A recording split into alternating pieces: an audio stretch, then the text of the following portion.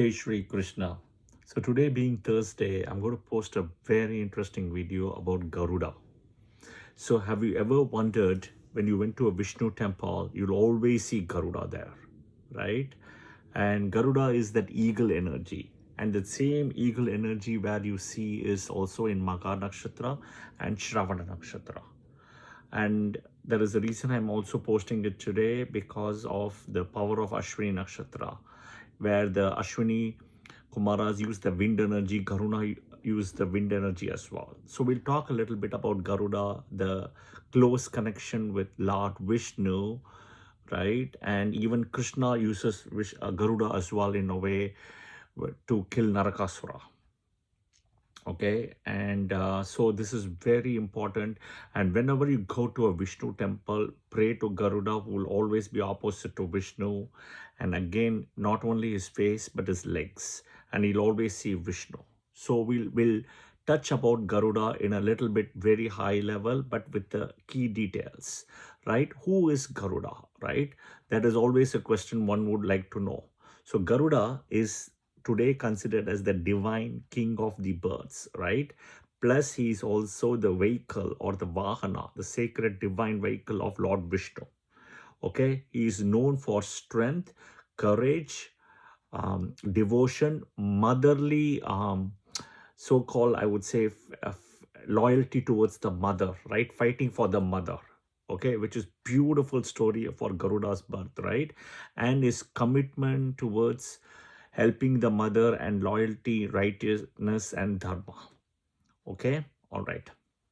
Now, what did he do? Right? See, Garuda, in a way, is born to again Kashyapa Maharishi only. So we have, many wives of Kashyapa, right? Diti, Aditi, etc. So in this case, what happened was his mother is Vinata. Okay, Vinata had a bet with Kadru. Kadru is the mother of the 1,000 Nagas and the serpents and the snakes. And she tricked Vinata where she lost the bet. Okay, I'm not going to go to the details, but she lost the bet. Okay, so eventually what happened is Vinata became a slave. Vinata was also a wife of Kashyapa Maharishi, right? They're all daughters of Daksha Prajapati. Okay, but she became a slave between both of them.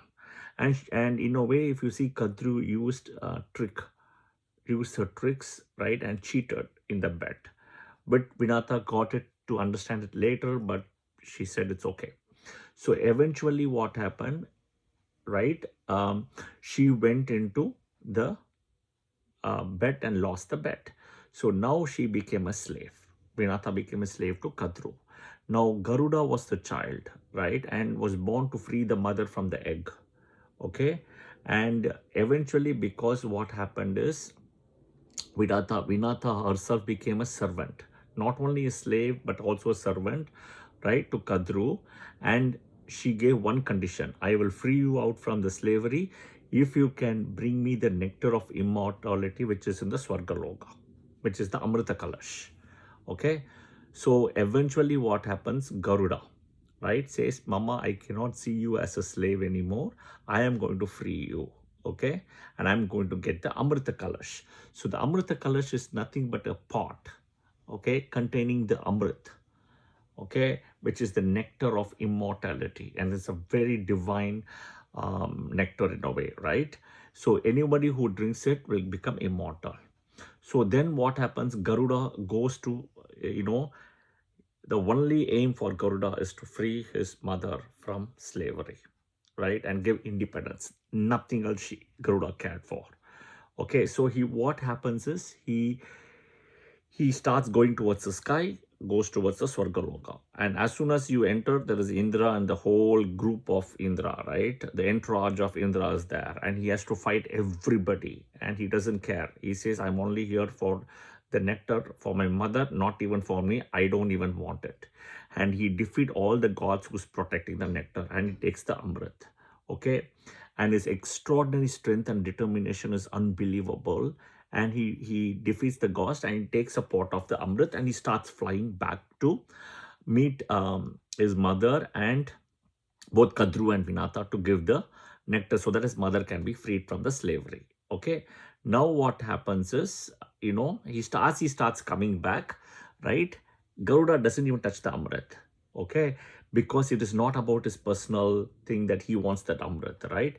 He had a big uber focus is to free the mother, okay? And despite having the Amrit, he didn't even take a sip of it, right? He chose duty and devotion and the promise and his mother over selfish desires. So now on the way comes Vishnu, right? He's countering Vishnu on the way.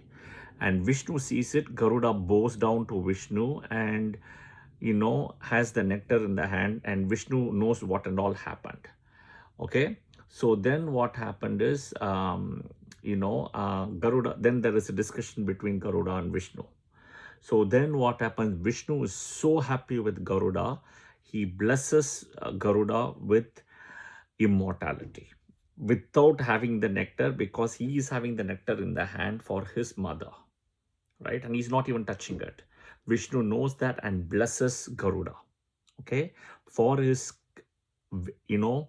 commitment, unwavering commitment for the nectar for his mother, right? And Vishnu himself is shaken. He says, why would it not even have a sip of it, right? But Garuda says no.